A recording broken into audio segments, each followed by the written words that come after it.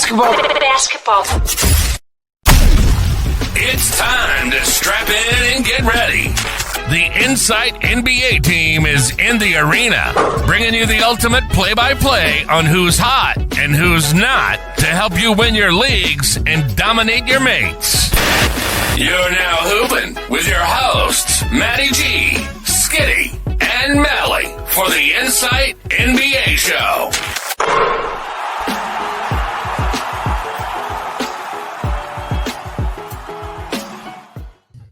Welcome back. It is take two, and as you can see on the screen, we are in week 19. It is a streamer's paradise, and take two because I'd done the show, and then it went. There was no audio, so I'm back. I'm doing it again, and here it is, straight off the rip. We are in a streamer's paradise, according to Coolio. It is pretty much green action all in week 20 for the NBA, week 19 in ESPN and Fantrax leagues matchup or game set match, whatever you want to call it, 18 and Yahoo.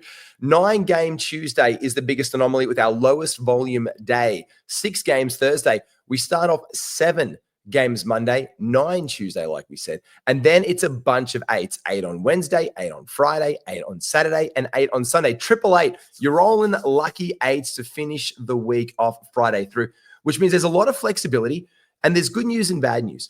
The bad news is don't think you can get an upper hand on your opponent because maybe they have a 2-gamer. There's some of those to come in the weeks to come. A few more of those unfortunates. Hello, Dallas Mavericks. But there are 4 games and 3 games for all teams in the NBA. So there's no one getting 5 games. That's some bad news as well.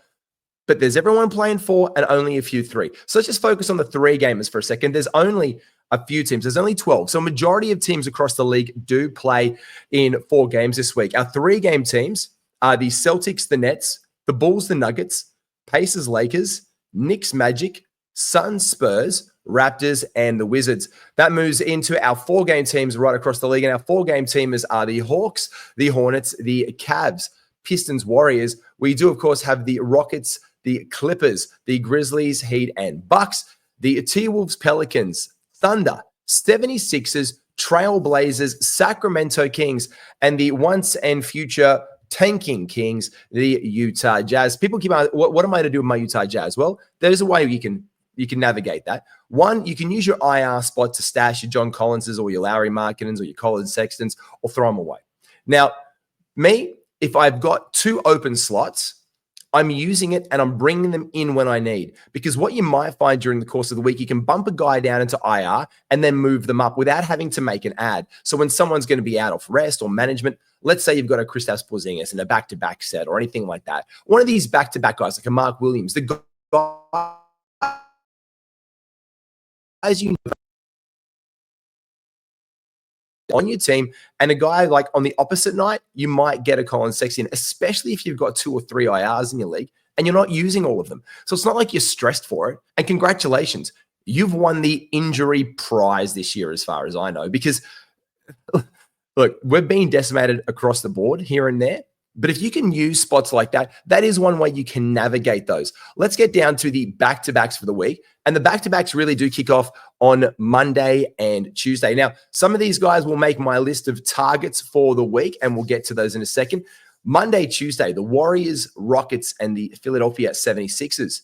Tuesday and Wednesday, we're looking at the Cavaliers, the Clippers, the Bucks, and the Timberwolves. Wednesday, Thursday, like I said earlier, the Celtics. So this is where you can bring in those guys like Kristaps is going to play 1 game or 2. He's missed a couple through injury. We can work that. The Celtics there, we can look to get guys off the wire. Thursday, Friday back-to-back set is only 1 team there. That is the New York Knickerbockers, the Knicks. And then Friday and Saturday, we run the Hornets. Oh, we know Mark Williams. There's another name that popped up from before. Miami Heat and the Raps, the Toronto Raptors, are playing Friday and Saturday. And we can finish off the Saturday, Sunday back-to-back with Pistons, Bucks, or Pels players if you want to touch the Pels. There is some value with the Pelicans. Hello, Jose Alvarado. It's kind of coming that time of the year. Now, like I said, we're in, the end is nigh. The fantasy season is coming to a roaring screech and hold. I think it's 5 weeks max. that we've got left. I'll have a look at the NBA, the advanced NBA schedule grid, because I'm pretty sure now you've got either 2 weeks left. We've got 1, 2, 3, 4, 5. So there's 5 weeks after this one left at most. If your league concludes in week 23 across those leagues, which is the 7th to the 13th of April, God help you, bless up. Let's make sure that we speak to our commissioner about moving that deadline forward a couple of weeks. For me, we should be ideally wrapping up around the 17th to the 23rd of March, or week 21 at the latest. The last 2 weeks, silly season is in full effect. So in this one, this is the matchup in Yahoo right now. It's week 18. If you're playing in ESPN or Fantrax, like we said, it is week 19, and they only have 3 weeks left there, generally speaking. Or in Fantrax, again, it's bumped out there to the 5, which is the 7th of April. So ESPN naturally moves theirs a little bit forward. I guess that's one of the reasons why people may like ESPN more. It's player's choice. Player's choice, friends. It's Yahoo, it's ESPN, Fantrax. Put a comment down below. What are you playing on? Would love to hear it. Let's get down to how we can actually make this out and get some action as well. Because if we're looking really, really strong at the end of our week and we want to set ourselves up for streaming success the next week, there are some options that we can look at from Sunday and Monday. There are a bunch of teams, depending on what our needs are, that we can finish our week strong. We can bring in someone from that after the Saturday is done and dusted. There you go. Leave it off to the sideline. Bring in a little cherry topper off on the Sunday.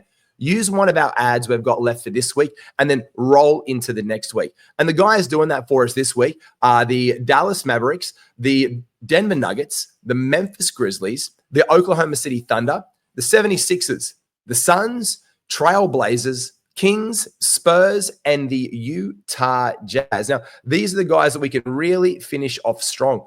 And when we talk about finishing that off strong, it's really important to remember that what we're doing there is we're trying to free up our spot to not only put a cherry on this week, but to set ourselves up and not use any of our ads for the week after. So this is where that Sunday, Monday pivot is a really strong option. Now, across the week, like we said, we've got a bunch of teams that we can bring in players from. And I'm going to hit you with the waiver wire targets in a second because let's get down to it now. Let's do targets acquired. Yeah, let's talk about some of these waiver wire targets because straight away, one of the things to notice here is this.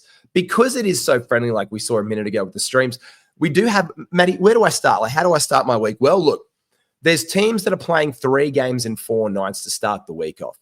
That's the Atlanta Hawks, the Warriors, the Rockets, and the 76ers. Now, these guys play on Monday through to Thursday, and we've got options in some of them. So, look, I'll hit you with my targets straight off for the week. I usually save it. Let's just get to it because we're re-recording it. So I know it's a good tease, but I'm going to talk to you about it right after I mention our good friends 4-1, our good friend Standard Squeeze. Use promo code IFS2025 because I'm rocking mine right now because I had to come in and do it super early this morning. I had my 4-1, had the coffee on the drive to work.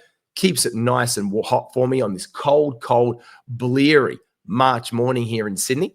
But look, let's get down to it now with those ones. These are the guys that I pulled in straight away. Karis LeVert's killing it in Atlanta. He's great. Now, my boy Georges Niang, he was out last game with an illness. Let's hope he isn't one of these illnesses which take, they don't have the right cough and flu medication or something. I don't know. They don't take pseudoephedrine. They don't go and get a prescription and they're back on the court the next day. Guys are missing up to 3 or 4 games with the illness. Let's get an update on him. But I love what he's doing there. Look, Dylan Brooks, a great ad lately from the Houston Rockets there. We've got Healed, Moody, or Post over in the Warriors. We've got Quentin Grimes, who absolutely went thermonuclear. The boy the other day was absolutely on hot. Boom shakalaka! Time all over the place for Quentin Grimes. We've got obviously my boy Yabba Dabba Doo, Yabusele, because Joel Embiid is out. In this case as well, we can get Andre Drummond. Now, you might say, gee, Yabusele didn't start last game. Drummond did. What's the go there? Look, if you want some rebounds, go and grab Drummond. If you want field goal percentage, Drummond. If you're trying to hold your free throw percentage, don't go and get Drummond. If you want someone who can stretch the floor, get you some points, who I think they might roll to being the starting center, matchup dependent, I think Yabusele has the higher upside there. So although, yes, we can grab Drummond, Yabu Dabu Doo, my boy Yabusele is definitely someone we should bring into our lineups as well. And for the New Orleans Pelicans, later on in the week, with these streams. And I'll touch on why the Pelicans become a really viable option again in a second. We've got Alvarado, Kelly Olynyk, or Jordan Hawkins, who popped off again the other day when CJ McCollum rested. Let's get updates from them because they're on that downward decline into the hashtag capture the flag sweepstakes. Now, back to these teams that we mentioned a minute ago. Let's say you pull in one of these guys from the Hawks, Warriors, Rockets, or 76ers, and it just doesn't work out for you. Well, you can then pivot to 3 games and 4 nights for some other teams during the course of the week. But a nice one here, based on the strength of schedule, would probably be the Pelicans. Now, those guys I put down before on the list, they play from Thursday to Sunday. And if you're in a league where you can drop the day that they play, or after they've started for the day, you can drop that roster spot. So some leagues, after they play, they don't qualify. Some do. Just see where you're at, all right? So you can drop them off there, and then let's say those ads don't work. Let's say you brought in Quentin Post for whatever reason. You needed big man minutes there. Cool. It's not working out. Maybe he's injured himself. What do you do, Matty? Well, you can just pivot yourself in. 1 ad, 3 games. They play across them, including, though, that Thursday night. Of course, again, the Thursday is the low volume day. So we're picking up that low volume day, or we're guaranteed a streaming option there as well. So we're replacing that immediately. Plus, we're getting 2 more games of value over the back end of the week from Thursday through Sunday. So that's where I like that Pelicans ad. So just maximize the people I can bring in. Otherwise, depending on how many moves I've got in my league, because of that 8 games from Friday through Sunday, I can really just play hooky with what I want to do, but I want to make the move before my opponent does to force them to make a move back. So that's pretty much the tactic here. You make your move first. If it's not working out, you drop it. You pick up someone who's more viable than someone else who maybe your opponent's looking for. You use them, you bring them onto your roster, and then you make your opponent make the next move. And hopefully the person that they grab isn't if you're chasing the same stuff, you've got to play like that spy versus spy game this time of year, and you've got to make the move before your opponent does. Let's say assists are really tight. You know it's tight. You know they're going to be looking for assists as well. So you've got to grab the best guy to fit that. Maybe it's assists and steals. I've got to drop it right now. It's not working out with Posty. Who am I going to grab? It's tight. Oh, Jose Alvarado. Cool. Bring him in. And if you've got 2 streaming spots, then you can hit it hard with a guy like TJ McConnell or someone over the back end of the week when the Pacers have got some back-to-back action, maybe to put that cherry on the top moving into the next week as well. So we're using those as tactically as we can to get that advantage. Looking at the strength of schedule over the week as well. Look, the best strength of schedule, God forbid, is the Utah Jazz. Now, they do play the Pistons, which is great, which is great because I think they'll get murdered. But they also play the Wizards, Raptors, and the Sixers. All teams are decimated. Now, we don't know what shenanigans Utah is up to. It's hard to say.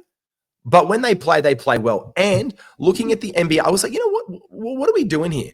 What are we doing if we are the Utah Jazz? Well, they are the bottom of the Western Conference currently. So they are the bottom team in the Western Conference at 15. The New Orleans Pelicans are closing in fast. They've got 17. The worst team in the NBA by far is, of course, the Washington Wizards on 11 and then 14. Now, the bottom 4 teams are the ones we've got to worry about here.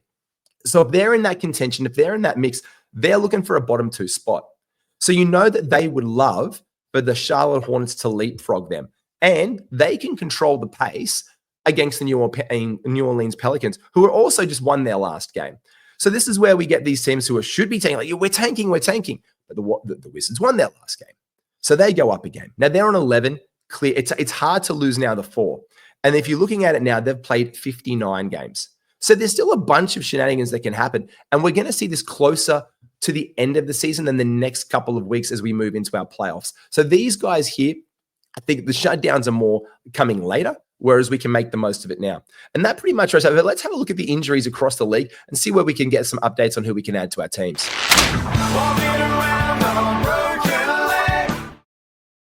Yeah, that's right. We're looking across the things and everything is smooth sailing in Atlanta, whereas in Boston, we know that Drew Holiday was doubtful the other day and KP sat out the other day. We're looking for more updates on them. Jaylen Brown was questionable for that one. He ended up playing in the last Celtics game, so looking for him to be fine this week.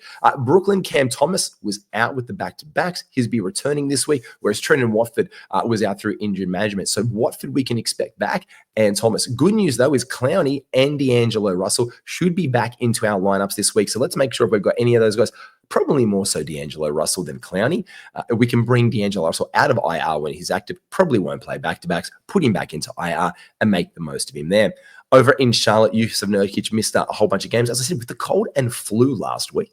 So he should be back into our lineups to stream at that back-to-back at the end of the week, especially when we know that Mark Williams will be out and maybe someone's dropped off Moussa Diabate. So we get those big man minutes between Nurk and Moose at the end of the week. So keep an eye on that for the Hornets updates for that back-to-back schedule towards the back of week 19. Seth Curry was out because of his back tightness. Where in Chicago, we know that it's been Zach Collins' time. He was out the other day with the calf issue, and we've had Ayo Dosunmu's shoulder. Now, that seems to be a bit of a setback. He's getting x-rays. I had to drop him in a league to push for. So do it too. Put him into an IR if you don't. I didn't have IR spots in that one, but that's where I moved to him if I need to. Kevin Huerter was questionable for that one with a knee sprain, didn't end up playing, and let's look for an update for him because he could pop off in the absence of Dosunmu. In Cleveland, we know that Donovan Mitchell rested against the narrow win against the Trailblazers the other day. He'll be back into lineups and smooth sailing on from there. In Dallas, PJ Washington left the game on Saturday. Now, he had ankle soreness and didn't return. I think he may be missing more time this week. Let's get more of an update closer to game time status today. In Denver, we had Najee and Aaron Gordon. They were questionable for Sunday's game with ankle issues and missed out, whereas Peyton Watson, it was going to be going probably in a week or so. So if Peyton Watson's out of the lineup for now or on your waiver wire, let's keep an eye on him as a streaming option moving into the weeks ahead. Everything is smooth sailing in Detroit, whereas Jimmy Butler was the only real notable thing in Golden State. He just sat out that one with back spasms. Hopefully he's good to go for week 19 for them.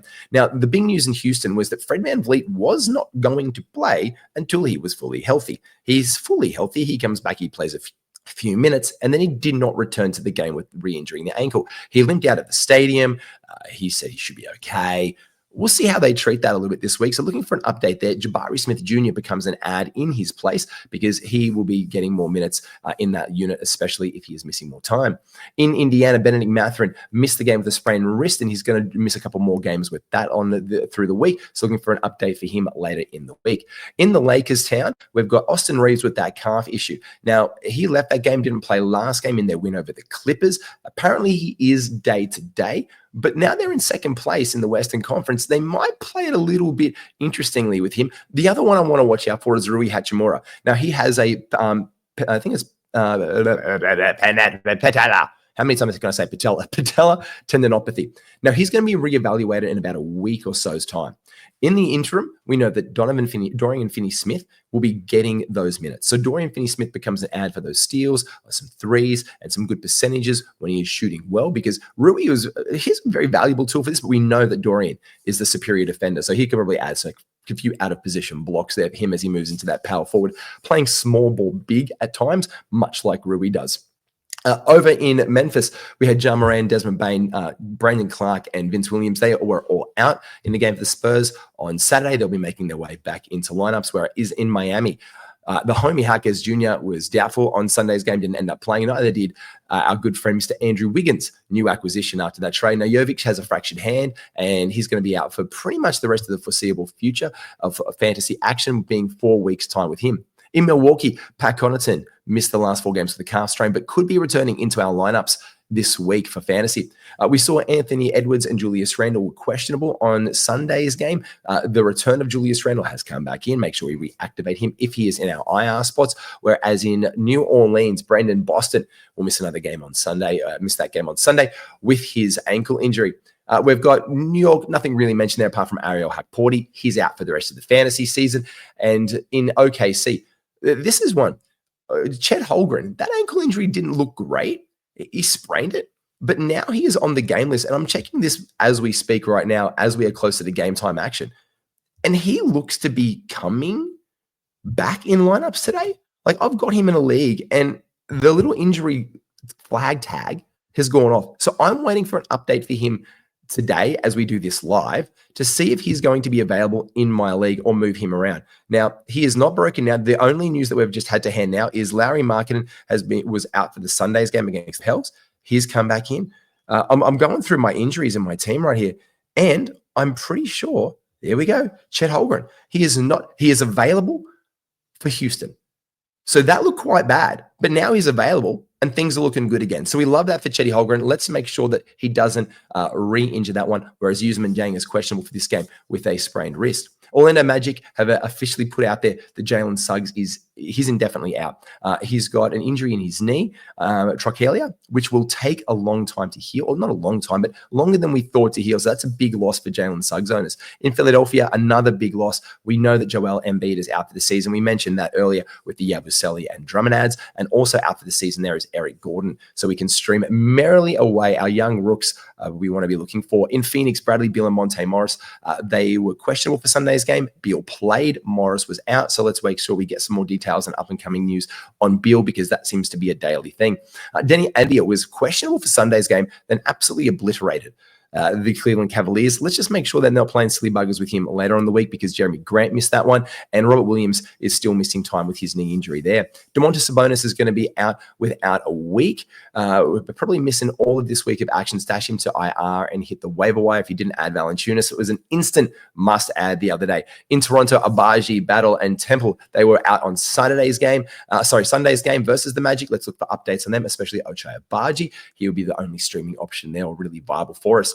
Now, we know that the first night of the back-to-back the other day, we had Lowry, Market, and Walker. We had every single Utah Jazz that had a name that you know rest on the first game of their back-to-back. They look to all be playing on the first day of the week, on the Monday in the back-to-back set. So let's see how that pans out for us for the rest of the week. Again, we're getting these updates early. This is at least they're kind. At least they tell us in advance they're not going to be playing. But we've had no idea if Larry Markkinen's going to play on the back with the back spasms, because that's more serious back spasms than rest for injury management purposes. Whereas in our last one of the week is Jordan Poole over in Washington. He didn't play Sunday, and he's not playing on Monday with that hyperextension of his elbow. So this is where Bub Carrington, #Chubb for Bub, shout out to DMAC, NBA Fantasy Bible for that one. He will be moving into our lineups, whereas Malcolm Brogdon is still on the sidelines with a sprained ankle as well. So this is where Bub Carrington becomes the ad there, especially with their favorable schedule towards the end of the week. That pretty much does us. That is the Inside NBA show. Make sure if you haven't got them yet, hit up the merch in the store. It is the best fantasy gear going around. Link is down below in the bio. Be well. Take care, everyone. Like and subscribe to all the stuff. We'll see you soon.